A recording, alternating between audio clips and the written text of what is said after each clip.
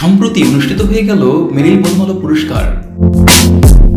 অনুষ্ঠানে উপস্থাপনা করেছেন আরিফিন নিশো এবং তাসনিয়া ফারিন, কিন্তু অনুষ্ঠানে মূল আকর্ষণ ছিল সাকিব খান। অনুষ্ঠানের শেষ পর্যায়ে তাসনিয়া ফারিন লজ্জার সঙ্গে মাথা খেয়ে সাকিব খানকে বলেই ফেলেন, আমি আপনার সাথে সিনেমা করতে চাই। ভাইয়া প্লিজ আপনার নেক্সট ছবিতে কি আমি একটা অডিশন দিতে পারি?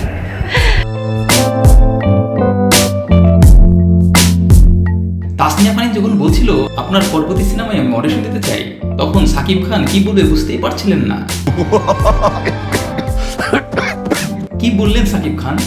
তোমার অডিশন লাগবে না। তারপরেও পাত্তা দিলেন না তাসনিয়া ফারিনকে। একটু ধিকা তো আছে। এত কিছুর পরেও তাসনিয়া ফারিনের হাত ধরে আবদার মেনে নিলেন না সাকিব খান। ভিডিওটি ভালো লাগলে লাইক দিন, সাবস্ক্রাইব করবেন এবং কমেন্টস করে জানান আপনার ভিডিওটি কেমন লেগেছে।